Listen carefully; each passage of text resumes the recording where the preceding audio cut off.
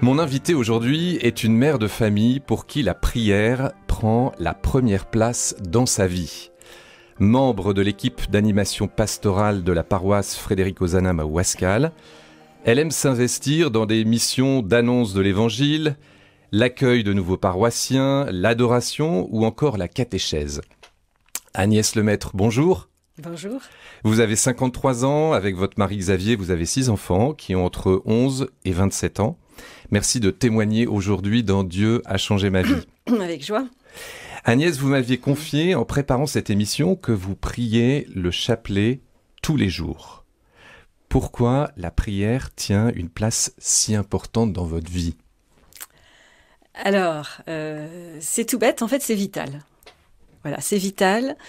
Et j'ai ce besoin d'aller à la source chaque jour, la source de la vie, la source de l'amour, la source de la paix, qui est Dieu. Et voilà, d'autant plus dans ce monde qui est un peu sec, un peu aride, difficile aujourd'hui. Eh bien, pour commencer la journée, me brancher sur cette source me permet de recevoir cette paix, cette force, cette joie pour la journée. C'est un peu une Et également respiration. d'en rayonner autour de moi aussi, finalement. C'est une respiration. C'est comme une respiration. C'est comme une nourriture. Voilà.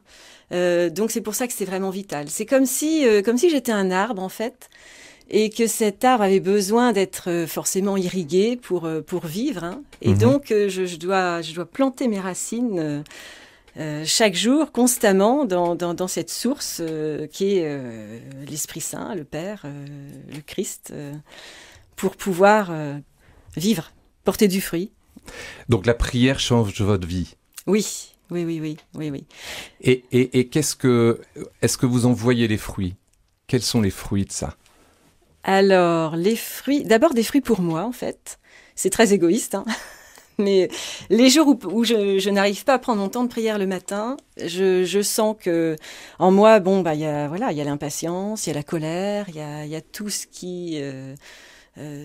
qui m'empêche finalement de rayonner de la joie du Seigneur et de l'amour du Seigneur. Donc en fait, les fruits d'abord c'est pour moi, pour avoir cette paix et cette force aussi pour accomplir ce que je dois faire dans ma journée, tout simplement. Le faire dans la paix, dans l'amour.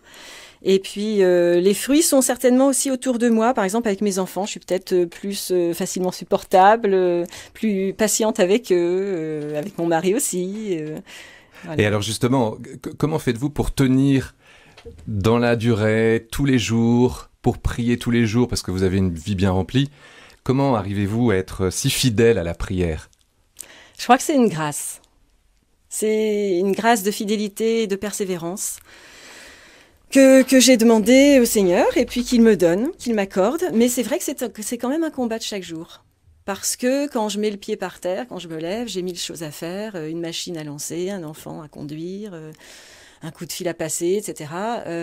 Mais non, je décide, c'est une question de volonté, en fait, de mettre le Seigneur à la première place. Et je sais qu'en faisant ça, eh bien, il enlèvera sur ma route pendant la journée les obstacles qui vont se présenter à moi. Il m'aidera et les choses finalement se feront. Donc c'est un acte de foi finalement, de mettre le Seigneur à la première place et de commencer la journée par la prière. Agnès, comment avez-vous découvert la prière ? Alors, la prière, écoutez, en Est-ce fait, qu'il y a je eu l'ai un découverte. événement ? Oui, c'est vrai que j'ai découvert en particulier la prière du chapelet en allant à Medjugorje. Oui. Et C'était à quelle occasion ? Un pèlerinage ? C'était un pèlerinage, oui. J'avais fait ma confirmation peu de temps avant, et puis j'ai senti... j'ai eu une opportunité pour partir à Medjugorje. Et là-bas, finalement, j'ai découvert la prière du chapelet, qui pour moi était une prière inconnue, méconnue, et puis aussi qui avait une image un peu ringarde. Voilà, le chapelet, j'avais pas du tout de proximité avec cette prière, et j'ai découvert combien c'était une prière simple, qui nous menait vraiment dans le cœur de Jésus, finalement, à travers tous ces mystères. Et le chapelet, c'est une prière, la prière du pauvre, quoi. Voilà. Donc vous avez reçu cette grâce à Medjugorje. Réellement, j'ai reçu cette grâce. Et à partir de ce jour-là, ouais. Vous avez décidé de prier le chapelet tous les jours. Oui, c'est ce que Marie demande à Medjugorje, de prier le chapelet, pas juste de le réciter, mais enfin de le méditer. Et j'ai cette grâce de persévérance et de fidélité depuis 20 ans maintenant, de prier le chapelet. Agnès, vous avez grandi dans une famille catholique. Oui. Vos parents vous avaient-ils appris à prier? Eh bien, curieusement, non. Curieusement, non. Ils étaient peut-être catholiques de tradition. Voilà. Et donc, une grande pudeur aussi, finalement. Donc, ils mettaient leur foi en action. On a toujours reçu chez nous des personnes, aidé beaucoup. Mais nous n'avons jamais prié en famille, par exemple. Jamais. Et donc, c'est peut-être finalement en découvrant la prière à l'âge adulte, j'ai peut-être vraiment réalisé que c'était un trésor. Parce que ça m'avait peut-être manqué étant petite finalement. Dieu a changé ma vie. Arnaud Wallard. Nous sommes aujourd'hui avec Agnès Lebêtre, 53 ans, mariée, mère de famille et membre de l'EAP de la paroisse Frédéric Ozanam à Ouascal. Et Agnès retrace avec nous son parcours de foi et nous confie à quel point la prière tient une place essentielle dans sa vie. Agnès, vous avez toujours eu la foi, mais c'est votre confirmation à l'âge de 33 ans qui a permis une authentique démarche d'appropriation personnelle de la foi. Que s'est-il passé ce jour-là? Alors, en fait, donc, j'ai jamais quitté le Seigneur. Et puis, quand on m'avait demandé de faire ma confirmation étant lycéenne, j'avais refusé parce que je sentais pas que c'était le moment. Et effectivement, je suis mise en route vers 33 ans en rejoignant un groupe d'adultes qui se préparait à la confirmation. Et finalement, en recevant l'Esprit Saint, et puis je me souviens que c'était la veille aussi de la confirmation, j'avais vraiment prié. Et dans ce temps de prière très fort, j'ai reçu comme la grâce de voir que j'étais pécheresse, voilà, que le péché était en moi et que le Seigneur venait me sauver. Et ça, vous n'en aviez pas conscience pas auparavant? Du tout. Non, j'ai réalisé que Jésus était sauveur. Voilà, c'est très curieux. Je pensais être quelqu'un de bien, qui faisait le bien, qui partageait, qui aimait les autres, etc. Donc l'image de Jésus a complètement changé pour vous à ce moment-là? Voilà, il est devenu d'un simple ami, on peut dire, ou même d'un confident. Il est devenu un sauveur. Voilà, il est devenu un sauveur et un seigneur. Et ça, qu'est-ce que ça a changé dans votre relation au Christ et dans votre vie? Eh bien, ça a changé énormément de choses puisque j'ai réalisé donc que le mal existait, que le mal était en moi et que par le sacrement de réconciliation, Jésus me libérait de ce mal. Et donc, j'ai eu la grâce de recevoir le sacrement de réconciliation que je n'avais pas reçu depuis peut-être 20 ans. Et donc, depuis, le sacrement de réconciliation prend une place importante dans ma vie et me permet à chaque fois de désencombrer mon cœur et de permettre au Seigneur d'y mettre à la place son amour et sa paix. Et puis, en 2000, une autre étape, il y a eu le jubilé des familles au Puy-en-Velay. Oui. Et là, vous avez découvert Jésus présent dans l'hostie, l'adoration. Oui, oui. Aujourd'hui encore, vous adorez le Seigneur régulièrement. Pourquoi l'adoration est si importante dans votre vie? Alors, c'était une très belle rencontre déjà, si je peux juste raconter. En fait, je suis arrivée à cette veillée d'adoration, j'ignorais tout de l'adoration. J'ai vu le Saint-Sacrement exposé et tous les gens se prosterner lorsque le prêtre passait avec le Saint-Sacrement.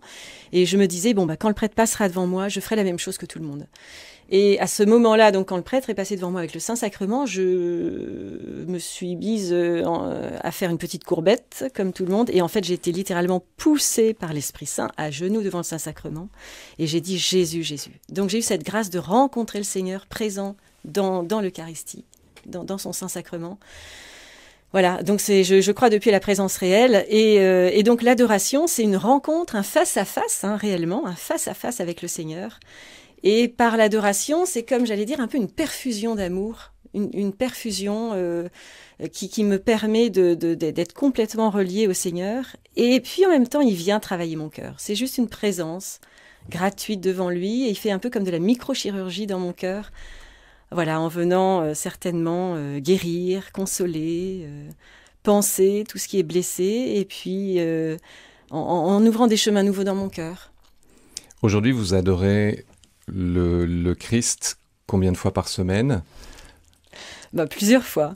J'ai la chance d'habiter pas loin de l'église de Ouascal où l'adoration est quasiment continue toute la semaine du lundi matin au vendredi soir. Donc j'y vais très régulièrement. J'ai fait une visite très régulière, oui. Oui. Et ça, aujourd'hui, c'est essentiel. C'est essentiel de revenir régulièrement revoir le Christ, Oui, c'est essentiel. s'approcher du Christ, Oui, oui, oui. se laisser Se laisser aimer, tout toucher, simplement. aimer. L'aimer et me laisser aimer, et puis lui déposer tous les fardeaux, les miens, ceux des personnes que j'ai rencontrées. Lui confier aussi le monde, parce que finalement, en adorant, je suis là pour moi, bien sûr, mais j'intercède. J'ai comme une mission d'intercession pour le monde entier. Donc c'est une manière aussi de sauver le monde qui est à notre portée, puisqu'il suffit d'être présent devant le Seigneur. Pour terminer ce témoignage, je voudrais vous poser une question par rapport à une parole ou un verset de la Bible qui vous tient plus à cœur, Oui. auquel vous pensez souvent, et qui vous guide dans votre foi. Mhm. Oui, alors j'ai vraiment cette parole dans mon cœur, c'est le psaume 23-22. Le Seigneur est mon berger, je ne manque de rien. Sur des prés d'herbes fraîches, il me fait reposer. Il me mène vers les eaux tranquilles et me fait revivre pour l'amour de son nom, etc., etc. Et en fait, en allant à l'adoration, en puisant à la source, c'est ça. Je ne manque de rien. J'ai le Seigneur avec moi. Agnès Lemaitre, merci de votre témoignage. Merci. Merci.